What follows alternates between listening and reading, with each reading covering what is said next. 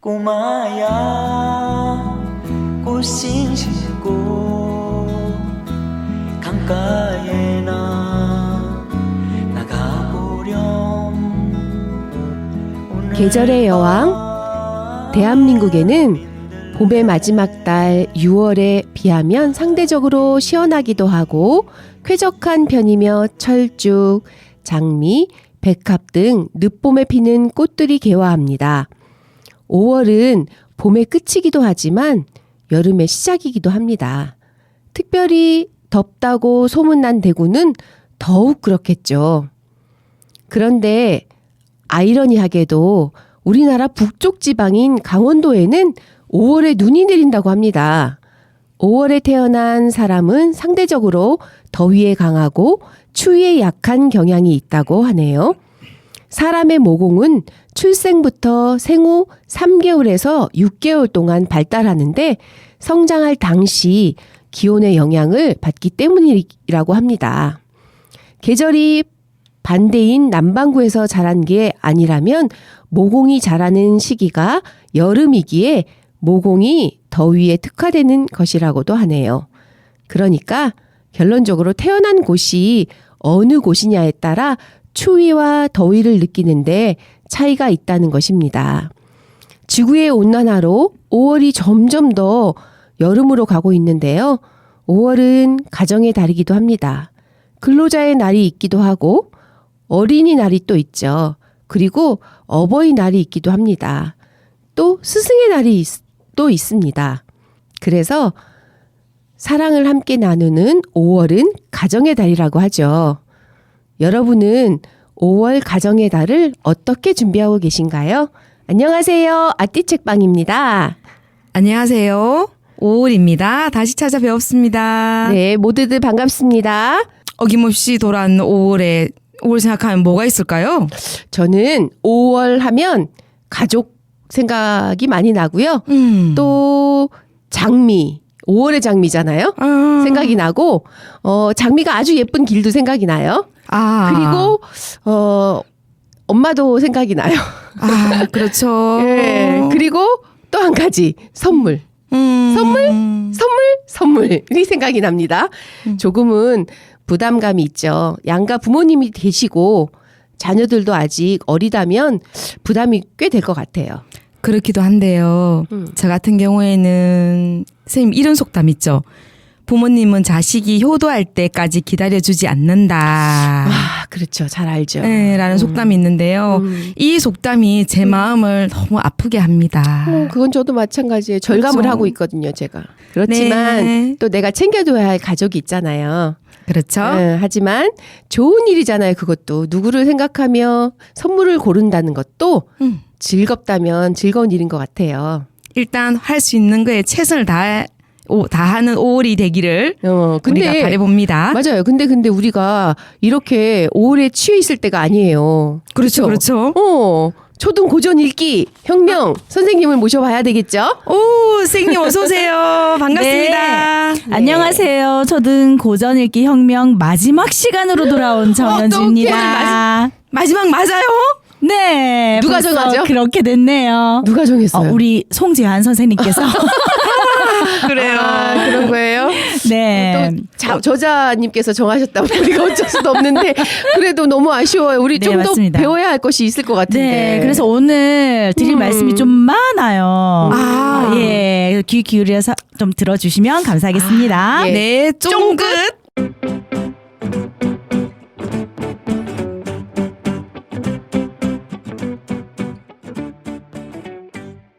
오늘은 6장 고전 독서법 10가지에 대해서 말씀을 해드리겠습니다. 이 책의 저자 송재환 선생님은 고전 읽기 방법은 달라야 한다라는 내용으로 이 장을 쓰셨는데요. 고전 읽기는 시작부터 난항에 부딪히기 쉽습니다.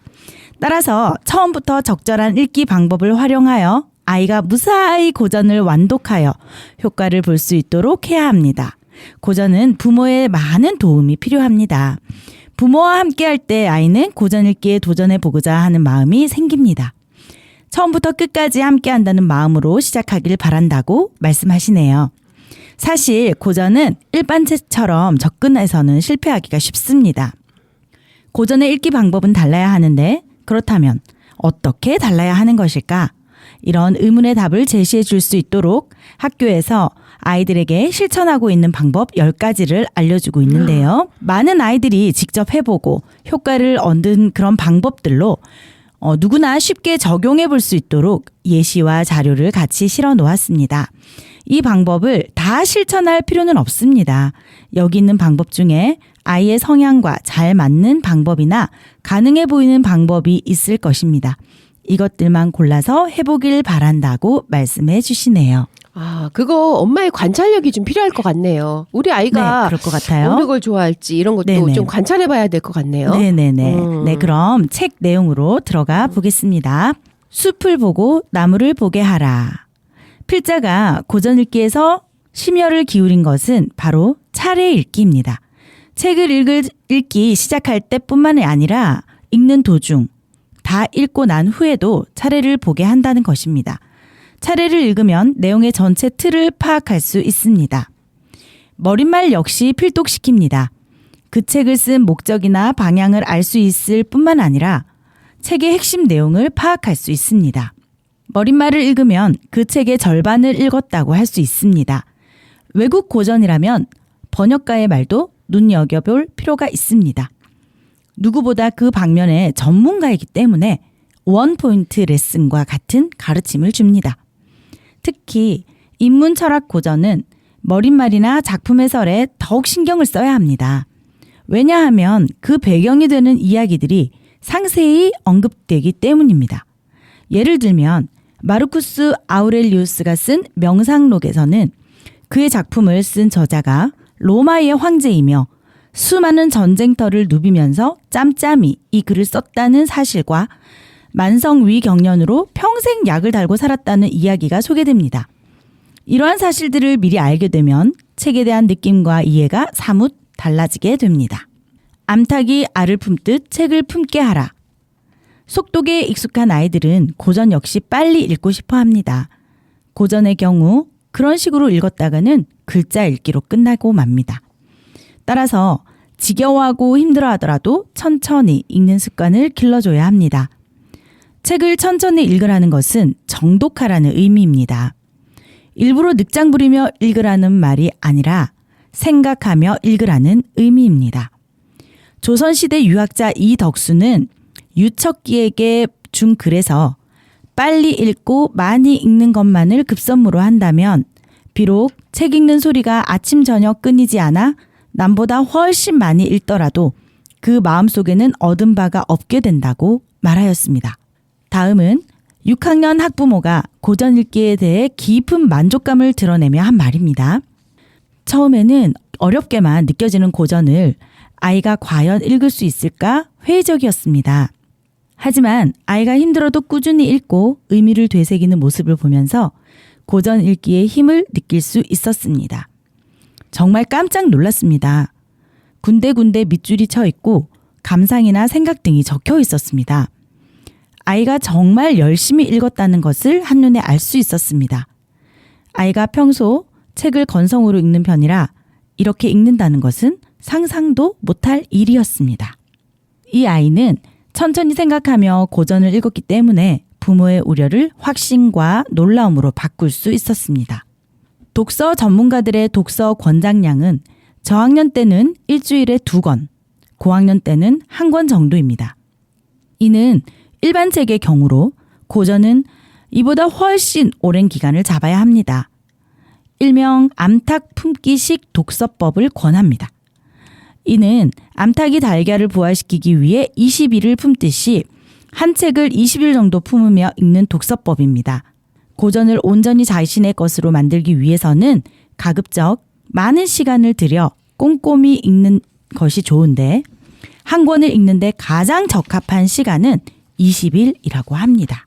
세 번째, 부모와 아이는 일심동체입니다.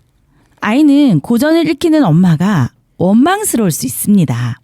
부모는 읽지 않으면서 아이에게만 강요한다면 불만은 더욱 쌓여 고전 읽기가 실패할 확률이 높아집니다. 책만 쥐어주고 고전을 읽으라고 할 때 성공적으로 읽을 수 있는 아이는 없습니다. 고전의 맛을 알고 방법을 터득할 때까지 부모도 아이와 함께 고전을 읽어야 합니다. 아이가 제대로 읽고 있는지 궁금할 것입니다.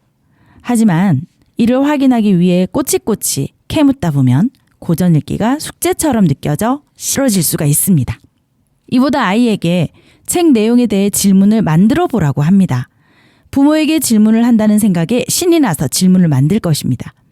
이를 통해 아이의 이해 정도를 파악할 수 있게 되겠죠? 질문에도 등급이 있습니다.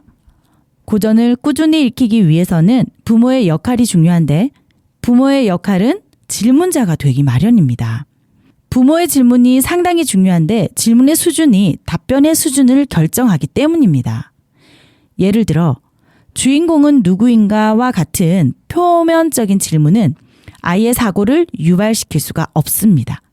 하지만 주인공의 이름을 왜 그렇게 지었을까와 같은 심층적인 질문은 아이의 사고를 유발시킵니다.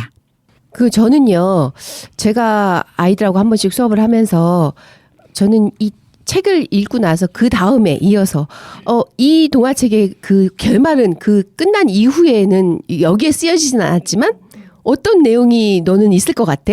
이 주인공이 이 뒤에는 어떻게 되었을까? 이런 거 한 번씩 묻거든요. 그런 거는 괜찮을까요? 너무나 좋은 거죠. 그것을 상상할 수 있게 해주니까. 예, 그 아이가 이 내용을 이제 상상하고 그 뒷 이야기를 이어서 이제 만드는 거잖아요. 그렇죠. 그래서 창작할 수 있는 그런 소지가 있으니까 그것은 너무 좋은 방법이라고 생각합니다. 의외로 아이들이 되게 엉뚱한 상상을 맞아요. 많이 하더라고요. 네, 맞아요. 너무 재미있는 이야기가 많이 나와요. 그래서 제가 요즘에 보고 있는 그런 전래동화 책들이 있는데 그 책은 아예 그 뒤에 그 뒷 이야기가 있어요. 아, 거기 끝나는 게 아니라 네, 그 뒷 이야기를 만들어서 그렇게 놨더라고요. 그런 것도 있구나. 네, 그래서 더 흥미있게 요즘에 또 볼 수 있었거든요. 그래서 자기만의 이야기를 만들어간다는 말씀이죠? 네네, 맞습니다. 예, 아주 좋은 멋있네요. 거예요. 네. 계속해서 선생님 해주세요. 네, 지금까지 부모가 질문하는 방법을 소개했는데요. 사실은 부모보다 아이가 질문하게 하는 것이 훨씬 효과적입니다. 초등학교에서 가장 중요시 여기는 읽기 능력 3가지는 상상하면서 읽기, 질문하면서 읽기, 배경 지식을 활용하여 읽기입니다. 이 중에서 아이들이 가장 어려워하는 것이 질문하면서 읽기입니다. 왜 그럴까요? 질문하기 위해서는 질문거리를 생각하면서 읽어야 하기 때문입니다. 유대인들은 대답보다 질문을 평가한다고 합니다. 이것이 바로 유대인들이 세계를 주름 잡는 비결이라고 할 수 있습니다. 고전 읽기를 시작할 때는 책 선정보다 누구와 같이 읽을 것인지를 고민해야 합니다. 고전은 혼자 읽으면 완독하기 어렵고 금방 지루해집니다. 하지만 함께 읽으면 재미있게 읽을 수 있고 자신의 능력 이상의 책도 읽어낼 수 있습니다. 고전을 읽다 보면 가슴에 새기 고픈 구절들을 만나게 됩니다. 이런 차원에서 필자는 아이들에게 명언집을 만들게 했습니다. 바로 한 구절 공책이지요. 고전을 읽다가 감동받은 문장을 원문 그대로 그 공책에 적게 합니다. 하루는 아이들에게 논어를 읽고 감명 깊은 구절을 적어보라고 했다고 해요. 그랬더니 몇 가지로 추려졌는데 가장 많이 나온 구절은 다음과 같습니다. 남이 자신을 알아주지 못함을 걱정하지 말고 내가 남을 제대로 알지 못함을 걱정해야 한다. 모르는 것을 모른다고 하고 아는 것을 안다고 하는 것, 이것이 아는 것이다. 군자는 일의 원인을 자기에게서 찾고 소인은 남에게서 찾는다. 똑같은 내용의 고전이라도 읽는 독자의 처지, 형편, 나이, 경험, 학식에 따라 얼마든지 다르게 이해될 수 있습니다. 이는 성별이나 나이, 학력에 관계없이 고전을 읽을 수 있는 이유가 되기도 하지요. 아무리 구구단의 개념을 잘 이해했어도 외우지 않는다면 구구단의 활용도가 떨어지듯 깨달음을 준 구절도 외워야 위력을 발휘할 수 있습니다. 고전을 단지 읽는 데만 목적을 두지 말고 아이의 생각을 들여다보거나 아이의 행동이나 삶의 기준이 될 수 있는 구절을 발견하는 계기로 활용할 수 있도록 도와주는 건 어떨까요? 필자는 아이들이 책을 보다가 자세히 읽을 수 있도록 밑줄을 긋거나 메모하게 했습니다. 또 글을 읽다 떠오른 생각들을 구절 옆에 적어 놓도록 했습니다. 이는 책에 대한 애착을 불어일으키고 다시 읽었을 때 당시 생각이나 느낌을 떠오르게 하는데 지금의 느낌과 비교해 봄으로써 스스로의 발전 정도를 확인할 수도 있습니다. 집중력이 부족한 아이도 즐겁게 읽는 방법이 있습니다. 음독을 하다 보면 집중력이 좋아지고 읽기 능력이 향상되어 학습 효과가 높아집니다. 음독은 가급적 큰 소리로 하는 것이 좋습니다. 큰 소리로 읽으면 발표력도 좋아집니다. 아이가 소리내어 읽는 것만큼 부모가 고전을 읽어주는 것도 효과적입니다. 어머니의 책 읽어주기를 통해 성공한 사람 중에 대표적인 사람은 괴테입니다. 그의 대표작 파우스트는 그가 얼마나 대단한 작가임을 말해줍니다. 이렇게 위대한 작가가 될 수 있었던 것은 그의 어머니가 밤마다 책을 읽어주었기 때문이라고 합니다. 책을 읽어주면서 가장 재밌는 부분에서 아가야, 그 다음은 네가 완성해보려무나 라고 권했다고 합니다. 이러한 상상 습관은 그가 독일 최고의 문호가 되는 밑바탕이 되었습니다. 밤마다 읽어주던 책이 괴테를 성장시켰듯이 고전 한 권을 선택해서 밤마다 5분씩이라도 읽어주기를 바랍니다. 부모의 목소리가 고전 효과와 결합하여 아이를 성장시킬 것입니다. 그리고 또 한 가지의 방법은 필사입니다. 한 문장을 베껴 쓰기 위해서는 여러 번 그 문장을 속으로 되뇌이고 이해하려고 애써야 합니다. 그러면 이해력과 사고의 깊이가 저절로 깊어질 수밖에 없습니다. 게다가 필사를 하다 보면 작가의 글 전개 능력, 문체, 생각 등을 저절로 습득하게 됩니다. 다산 정약용 선생님 아시지요? 다산은 자신도 초서식 독서법을 즐겨 했을 뿐만 아니라 아들들에게도 초서식 독서법을 강조하였습니다. 초서라는 것은 책을 노략질한다라는 의미입니다. 책의 중요한 부분만 노략질하듯이 베껴가며 읽는 방법입니다. 필사와 다른 점은 단순히 베끼기보다 자신이 목표하는 바나 찾고자 하는 바를 책에서 발견하고 그것을 옮겨 적는 독서법입니다. 그럼 어떤 책을 필사해야 할까요? 필자는 소나기, 메밀꽃 필 무렵, 명심보감, 소학, 잠언 등을 필사해 볼 것을 추천했습니다. 책을 100번 읽으면 그 뜻이 스스로 보인다라는 말은 반복 읽기의 중요성을 잘 대변해주고 있습니다. 위편 3절은 공자의 독서법 중에 하나입니다. 공자가 주역을 반복해서 읽다 보니 죽간을 묶은 가죽끈이 3번이나 떨어졌다는 데서 유래된 말입니다. 조선시대 성리학의 대가로 꼽히는 정여창은 소학을 30년 동안 읽은 것으로 유명합니다. 영조대왕 역시 소학을 100번 넘게 읽었으며 중국 송나라 재상 조보는 평생 논어만 읽었다고 합니다. 독서 삼독이라는 말이 있습니다. 이 말은 책을 읽을 때 3가지를 읽어야 한다는 말입니다. 첫째는 텍스트 읽기, 둘째는 저자 읽기, 마지막은 자신 읽기입니다. 독서 삼독이 되려면 책을 반복해서 읽어야 합니다. 한 번 읽은 것은 읽어봤다고 말할 수 있고 2번 읽은 것은 안다고 할 수 있고 3번 읽으면 그 책이 내 안에 있다고 말할 수 있습니다. 고전은 적어도 3번을 읽어야 합니다. 처음에는 줄거리와 내용을 중심으로 정독하게 하고 모르는 어휘를 찾아가며 꼼꼼히 읽게 합니다. 완독하였다면 일주일 후 내용을 분석하며 비판적으로 읽게 합니다. 마지막에는 책에 나온 내용을 삶에 적용하며 읽도록 합니다. 생소한 어휘와 인물, 내용이 많아 고전을 읽다 보면 아이가 질문을 할 것입니다. 이때 바로 답을 해줘서는 안 됩니다. 아이의 사고가 성장하는 기회를 앗아가는 것과 다름이 없습니다. 먼저 아이에게 그 부분을 10번 이상 읽어보라고 합니다. 그 부분을 반복해서 읽는 사이 스스로 깨달을 확률도 높습니다. 그래도 알지 못한다면 그때 알려주는 것이 바람직합니다.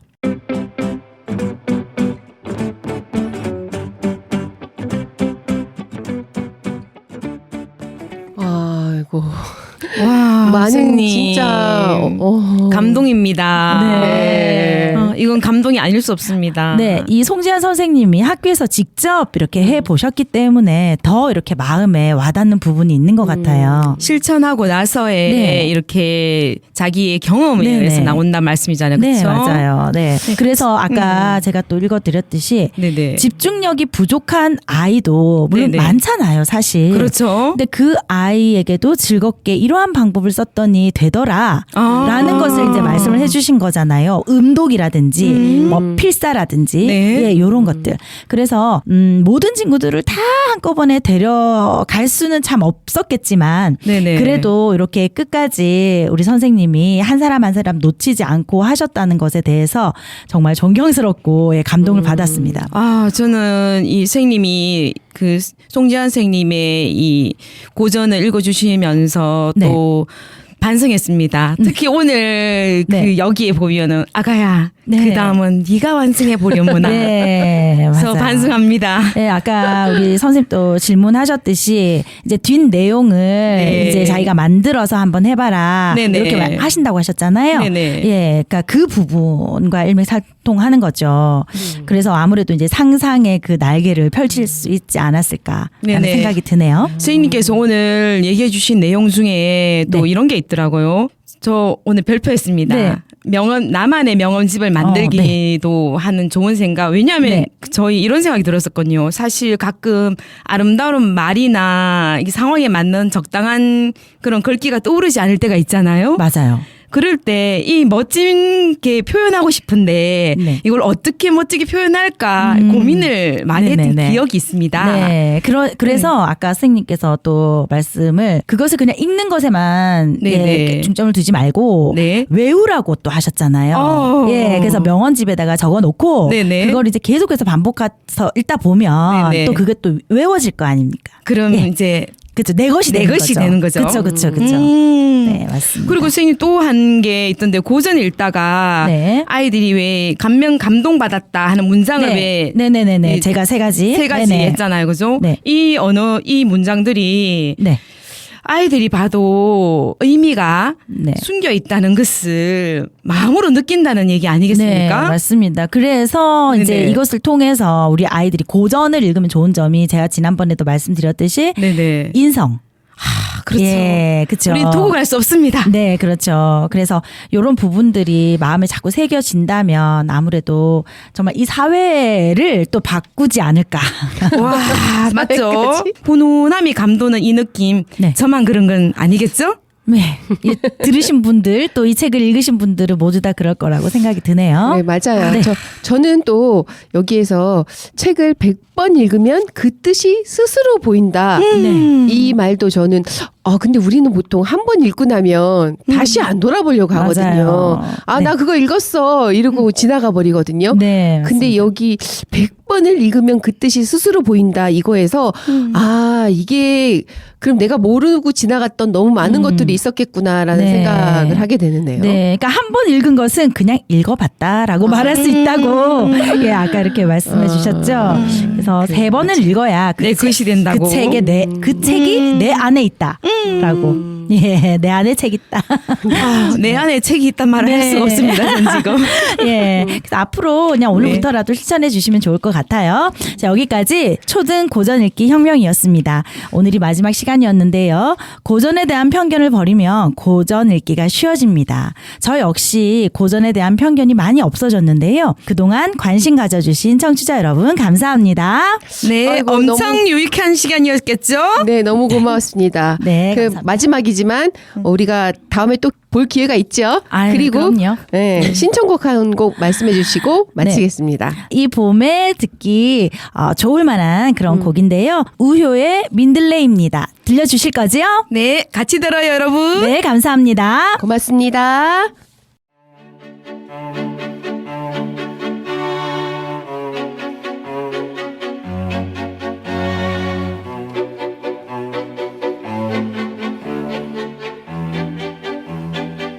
우리 손잡을까요? 지난 날은 다 잊어버리고 나를 사랑한다고 말해주세요. 우리 동네에 가요.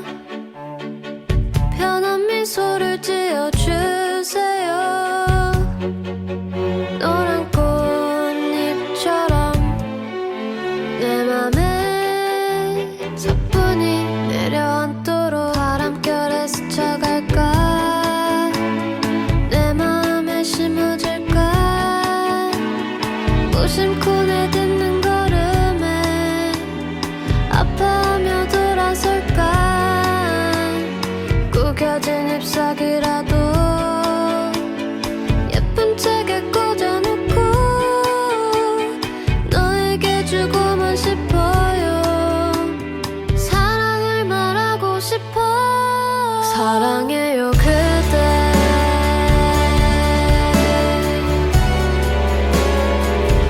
있는 모습 그대로.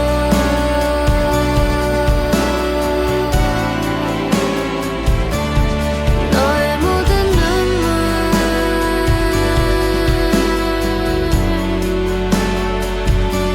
닦아주고 싶어.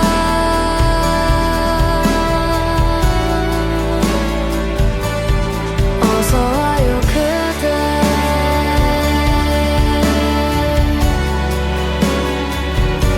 매일 기다려요.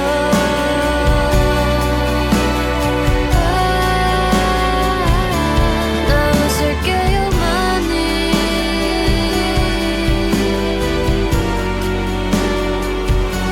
그대를 위해 많이.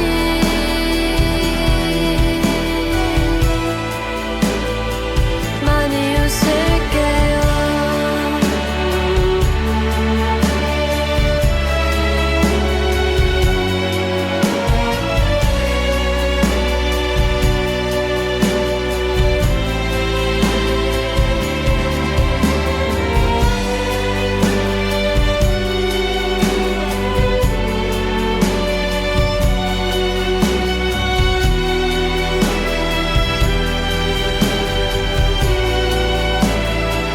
우리 손잡을까요? 얼마나 사랑하는데 오늘은 안아줘요. 얼마나 기다렸는데 이제는 춤을 춰요. 왜 자꾸 멀어지려 해. 우리 동네 가요. 왜 자꾸 놓아주려 해. 놓아주려 해. 바람처럼 사라질까. 내 마음을 채워줄까.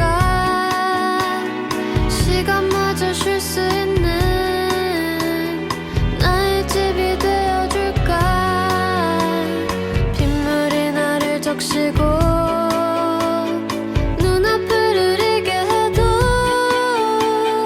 난 너를 보고 싶어요.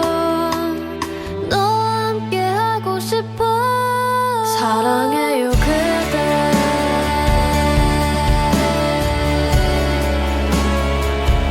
있는 모습 그대로.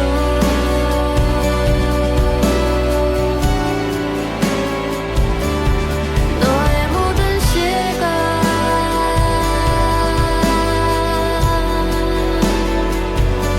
함께 하고 싶어.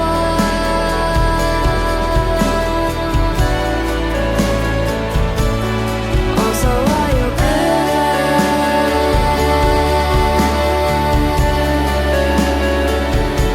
같이 걸어가요.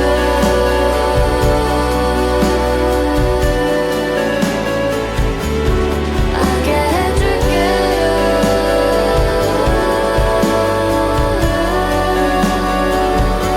더 웃게 해줄게요.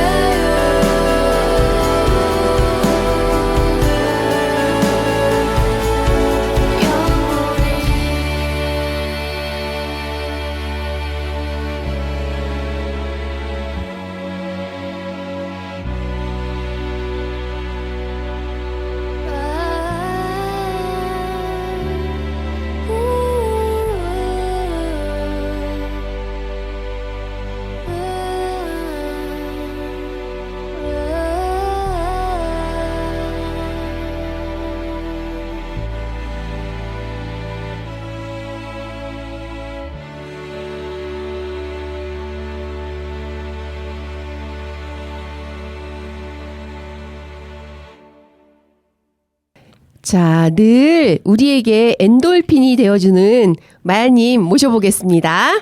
안녕하세요, 마야입니다. 네. 반갑습니다. 마야님 목소리만- 어서 오세요. 목소리만 들어도 반가워요. 그렇죠? 네. 저도요. 자, 한 달간 어떻게 지내셨어요? 아, 범위가 한 달이에요? 제가 질문을 잘못했나요?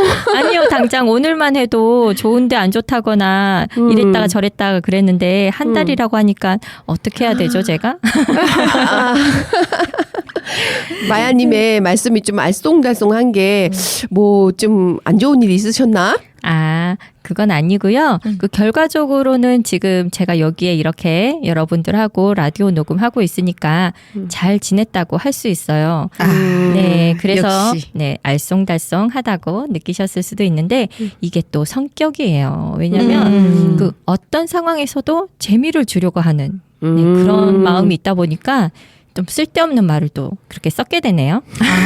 역시 유쾌하십니다. 역시 재밌어요. 아이고, 좋게 봐주셔서 감사합니다.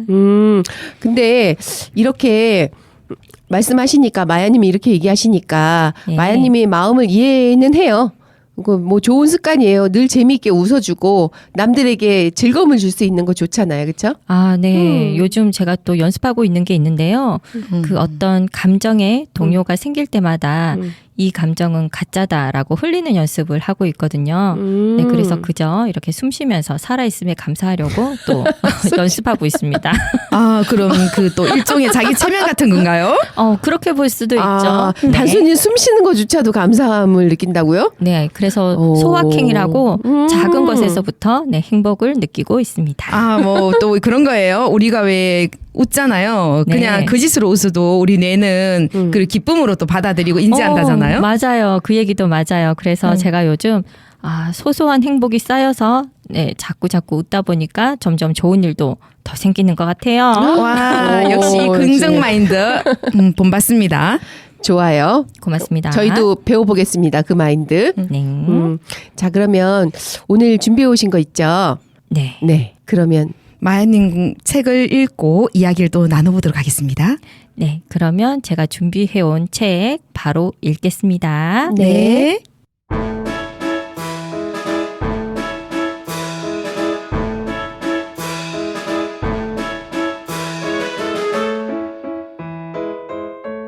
고사성어 그래서 이런 말이 생겼대요. 이카루스의 날개.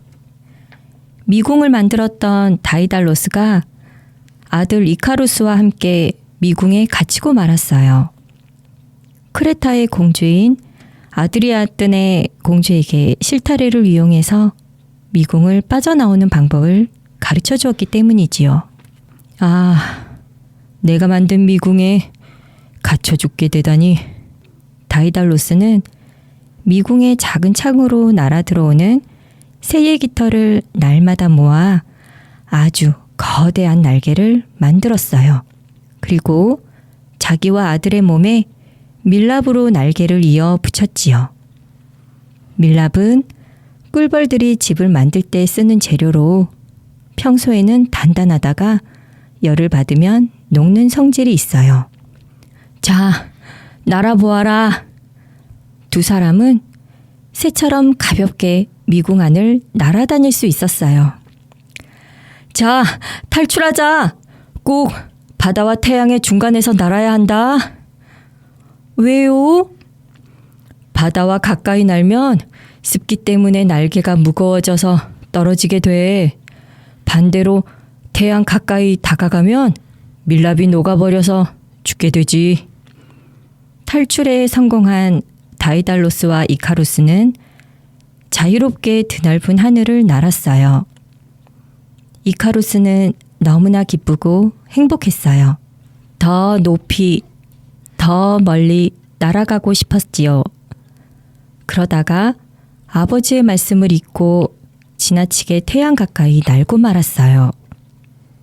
다이달로스는 바다로 떨어지는 아들을 바라볼 수밖에 없었어요. 그 뒤부터 이카루스의 날개는 인간의 덧없는 욕망을 나타내는 말로 사용되었답니다. 이럴 때 사용해요. 작은 빵집을 연 제빵사가 있었어요. 좋은 재료와 정성 들여 만든 빵은 불티나게 팔렸지요. 욕심이 생긴 제빵사는 가게를 2배로 넓혔어요. 여전히 장사가 잘 되자 전국 곳곳에 자기 이름으로 빵집을 차리기 시작했어요. 그러자 관리가 잘 안 돼요. 엄청나게 많았던 그의 빵집은 얼마 지나지 않아 모두 망하고 말았어요. 결국 이카루스의 날개가 되고 말았군. 제빵사는 지나치게 욕심을 부린 것을 반성했어요.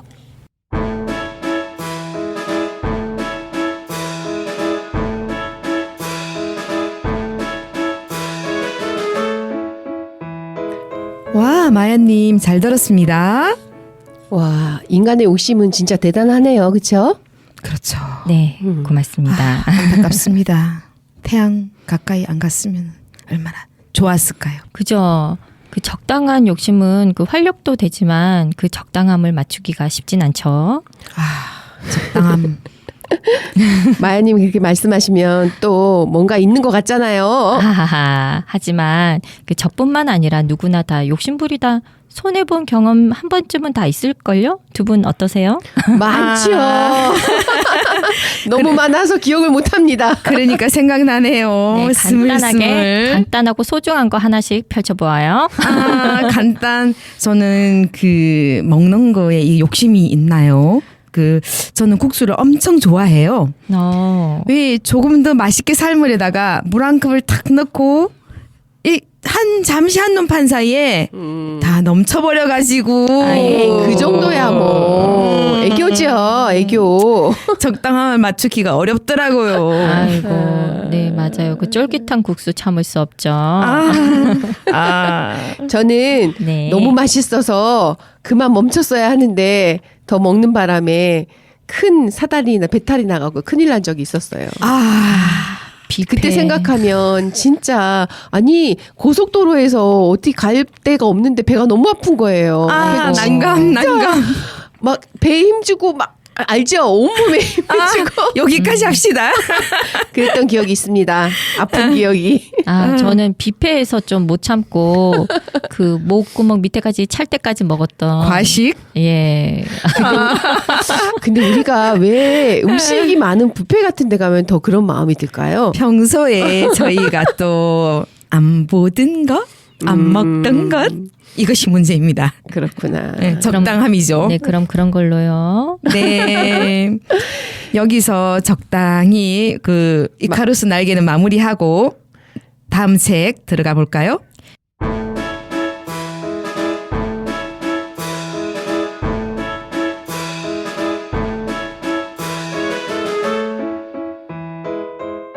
우리말 그래서 이런 말이 생겼대요.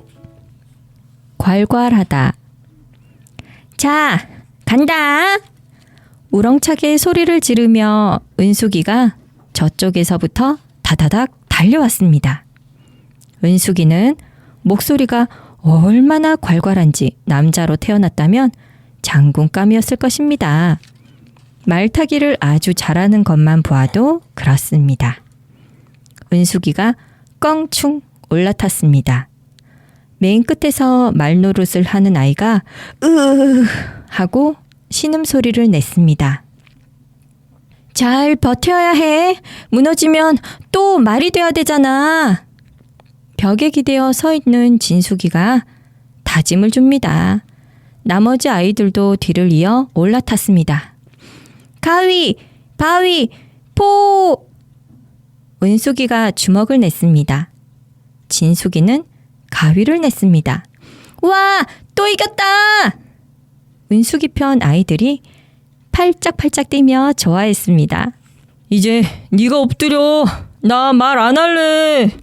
인석이가 진숙이에게 볼멘 소리를 했습니다.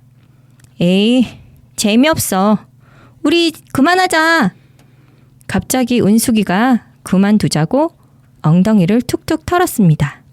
야, 그러는 법이 어딨어. 우리는 한 번도 말을 못 해봤는데. 계속 해봤자 너희들은 또 말일 거야. 다 너희를 생각해서 그만두자고 하는 거라고. 은숙이가 거드름을 피우며 약을 올리자 진숙이가 씩씩거리며 은숙이에게 달려들었습니다. 어휴, 저 두 여자들 그 괄괄한 성미는 막상 막하라니까. 괄괄하다는 원래 이불 호청이나 옷 등의 풀기가 너무 세서 빳빳한 것을 말합니다. 지금은 풀기가 빳빳한 것처럼 성품이 급하고 억세거나 목소리가 크고 거센 것을 이르는 말로 널리 쓰이고 있답니다.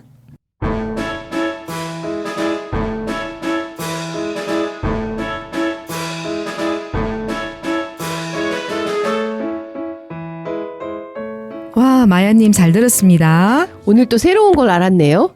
우리가 괄괄하다는 말을 저도 제가 직접 들었다는 게 아니라 그런 단어를 들어본 적이 있는데 네, 많이 들어봤죠. 많이 들어봤는데 이게 이런 데서 나왔다는 게 또 오늘 처음 알았네요. 네, 괄괄하다 유래가 풀먹인 옷감에 뻣뻣하면서 나왔다니 그러니까. 재밌네요. 그죠? 그래, 전혀 저도, 연관이 없을 것 같은데. 네. 맞아요. 신기하네요. 그 괄괄은 뭔가 그 술 취한 것과 같은 연관이 있을 것 같았거든요. 그러니까요. 근데 또 그게 왜 아니었네요. 풀먹이면은 왜 빳빳 이렇게 거칠 뭐 이런 느낌 있잖아요. 그렇죠.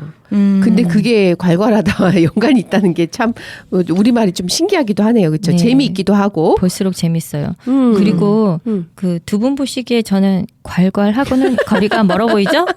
아이고, 마야님요? 무슨 말씀을요? 괄괄요? 괄괄하고는 진짜 아니죠. 그죠? 달달한 거 아니고요? 제가 달달해 보이시나요? 네, 달달해 보이십니다. 감사합니다. 마야님은 전혀 괄괄하고는 상관이 없고, 근데 저는 제가 20대 때도 있었고 10대도 있었고 30대 40대 이렇게 다 거쳐오면서 네. 점점 괄괄해진다는 느낌. 아니 다른 사람이 저한테 그러는 게 아니라 제 스스로 옛날에 비해서 좀 그렇다는 느낌이 드는 때가 있어요. 그래서 집에 가서 한 번씩 후회가 되는 거. 그때 그런 말 하지 말았어야 되는데 이런 거 있거든요. 그래서 조금 조심해야지 이런 생각은 제가 한 번씩 해요. 그러실 수 있죠. 그쵸. 그런데 그 괄괄하다라는 그 의미도 그 매운맛하고 순한 맛이 있을 거예요. 그 우리 이크라 선생님은 순한 맛 괄괄함. 네. 아이고 감사합니다. 좋게 봐주셔서. 저는 달달하니까요. 제가 보기에는 두 분 다 괄괄하다는 거리가 멀어요. 김선욱 선생님도 그렇습니다. 우리 다 달달하니까요. 감사합니다. 달달한 사람끼리 우리 한번 잘해봐요. 아이고. 왜 시골에 그 어릴 때 기억 봄이 생각이 나는데요. 네. 왜 삶의 의지가 굉장히 강하신 분들 그 뭐 혼자 또 자식을 키우고 하면서 막 용감하게 또 맞아요. 살아야 그런 되시 그런 분들이. 네, 분들이 생활력 강하시죠. 그 주위 어른들이 그런 분한테 괄괄하다 뭐 이렇게 얘기했던 기억이 나겠네요. 근데 그분들도 원래부터는 그러지 않았을 거예요. 그렇죠. 그런데 살다 보니까 내가 내 자식들을 잘 키워야 되고 네네. 잘 살아야 된다는 그런 뭐 생각 책임과. 때문에 그렇기 때문에 괄괄해지신 거지. 어쩔 수 없는 상황이었을 거예요. 네, 그렇게 맞아요. 그렇지 않으면 또 살아내기가 너무 힘들지 않을까요? 근데 우리 맞아요. 갑자기 오늘 마무리가 달달 괄괄로 끝나는 것 같아서.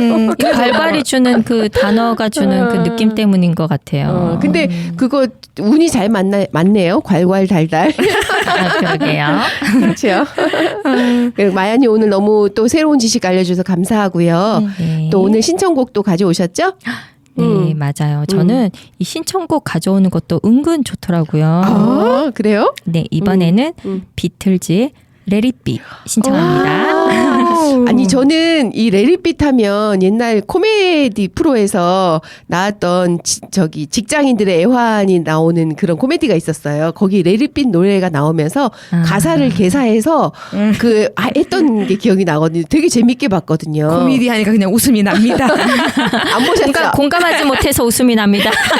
두 분 다 안 보셨구나. 우리 TV랑 조금 진짜. 거리가 그렇구나. 친하게 지내볼까요, TV랑? 아니 한번 나중에 찾아보세요. 진짜 재밌어요. 알겠습니다. 그럼 오늘 또 레디비 들으면서 추억 속으로 여행을 가볼까요? 네, 마야님 감사하고요. 우리 레리빛 들으면서 마야님 보내드리겠습니다. 네, 감사합니다. 다음에 또 만나요. 수고 많으셨습니다. 네.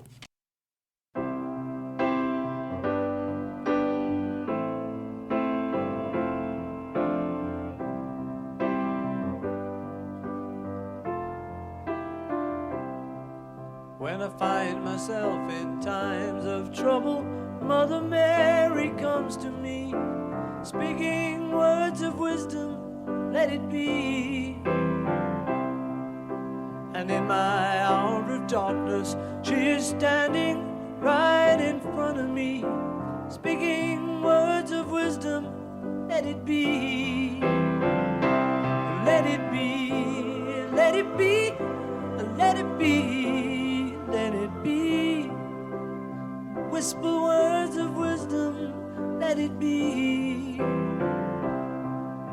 And when the broken-hearted people living in the world agree, there will be an answer, let it be.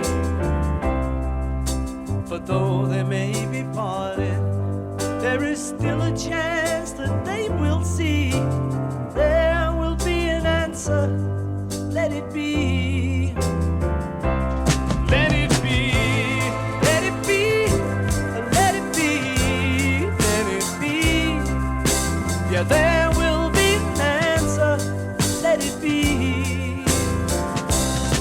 Let it be, let it be, let it be, let it be.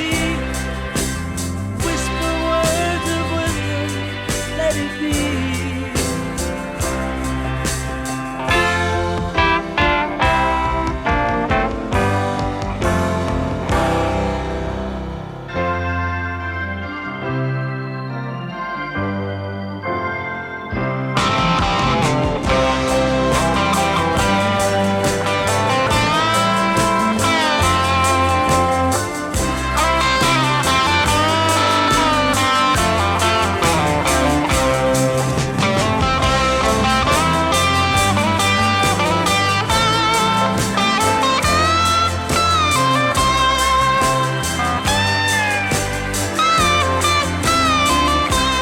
Let it be, let it be, let it be, yeah, let it be. Whisper words of wisdom, let it be. And when the night is cloudy, there is still a light that shines on me. Shine until tomorrow, let it be. I wake up to the sound of music. Mother Mary comes to me, speaking words of wisdom, let it be. Yeah, let it be, let it be, let it be, yeah, let it be. Oh, there will be an answer, let it be. Let it be, let it be, let it be, yeah, let it be. Oh, there will be an answer, let it be. Let it be, let it be, let it be, yeah, let it be. Whisper words of wisdom, let it be.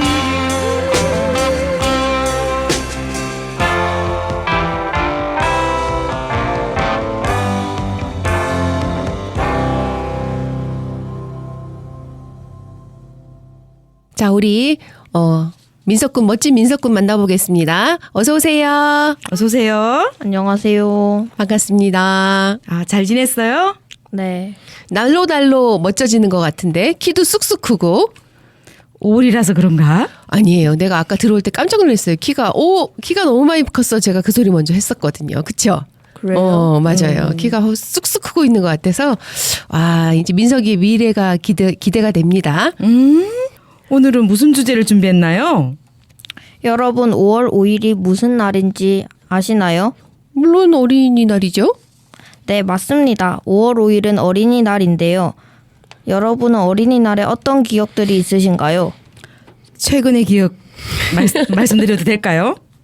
선물 사준 기억이 납니다. 나는 선물 받았던 기억은 별로 없는 것 같아요. 우리 시대에는 그렇게 흔하게 어린이날 선물을 받지 못했던 것 같은데 저도 어린이날 하니까 맛있는 거 사줬던 기억, 맛있는 거 해줬던 기억, 선물 사줬던 기억이 나네요. 선물 뭐 사줄까 고민 많이 했습니다. 민석 군은 어떤 선물 받은 기억 나요? 저는 어린이날 선물로 닌텐도를 받은 게 와 어머니 허리 휘었겠습니다. 그렇구나. 기뻤겠어요. 네. 최고네요, 최고. 그래, 오늘 준비한 거 얘기해 주세요. 그런데 그거 아시나요? 어린이날은 우리나라만 있는 게 아니랍니다. 오늘은 전 세계의 어린이날에 대해 알아보겠습니다.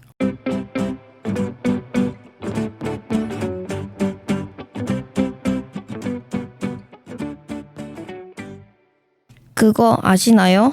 세계의 어린이날을 알아보기 전에 우리나라의 어린이날에 대해 먼저 알아보도록 하겠습니다.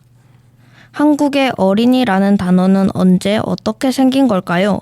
어린이라는 말은 1920년 소파 방정환 선생이 당시 따로 지칭하는 말이 없는 유년과 소년을 부르기 위해 새롭게 만들었습니다.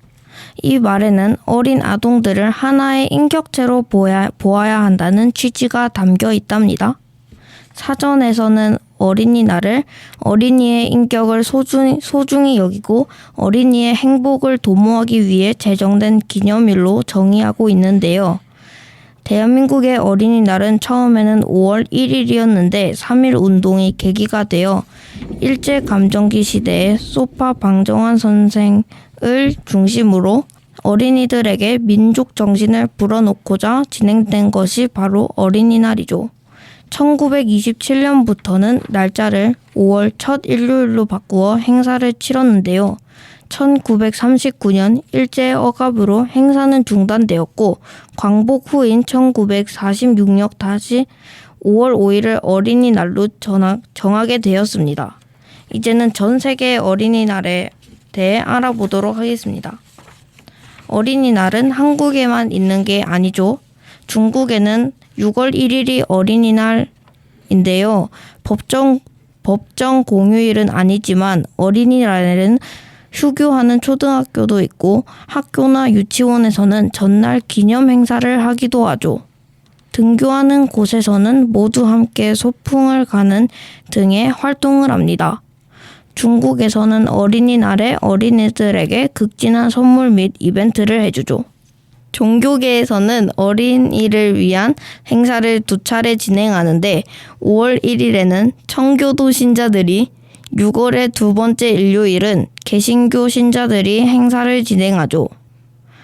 6월 어린이날의 유래를 살펴보면 1856년 미국의 매사추세츠주에 있는 유니버설리스트 제일교회의 목사 레오날드가 많은 어린이가 착한 마음으로 교회에 잘 나왔으면 하는 마음에서 만든 것으로 전해집니다. 그는 아이들이 교회에 꾸준히 잘 나올 수 있도록 재미난 행사를 준비했는데 이것이 시초가 되어 1883년부터는 전국적인 행사로 확장되었죠. 이날 사람들은 교회 마당에 장미꽃, 과자, 맛있는 음식 등으로 테이블을 꾸미고 찬송가를 다 함께 부르며 케이크를 나눠 먹기도 합니다. 그 외에 다른 국가에서도 어린이날을 기념하는데요. 아르헨티나의 경우 어린이날이 8월의 두 번째 일요일이죠. 1990년 이전까지는 어린이날이 8월의 첫 번째 일요일이었으나 그 이후 8월의 두 번째 일요일로 변경되었습니다. 이슬람교를 깊게 믿는 나라들은 이슬람력으로 5월 5일인 7월 4일을 어린이날로 지낸다고 합니다. 크리스마스와 어린이날이 같은 나라도 있는데 가봉, 중앙아프리카 공화국, 콩고, 카메룬, 차드 등이 있죠. 오늘은 세계 여러 나라의 어린이날에 대해 알아보았습니다. 여러분의 2024년 어린이날은 어땠나요?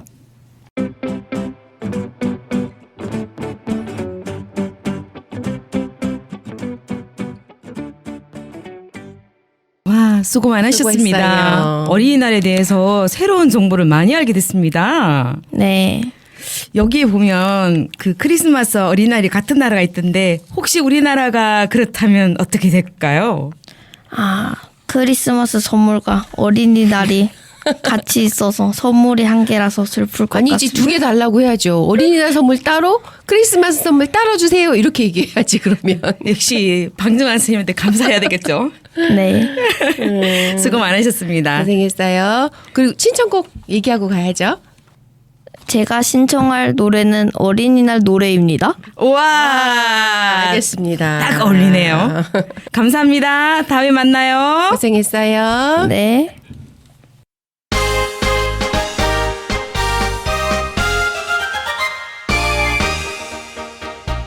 날아라 새들아 푸른 하늘을 달려라 냇물아 푸른 벌판을 우와를 부르구나 우리들은 잘한다 오늘은 어린이날 우리 뜻에서 우리가 잘하면 나라의 일꾼 손잡고 나가자 서로 정답게 우와를 부르구나 우리들은 잘한다 오늘은 어린이날 우리 뜻에서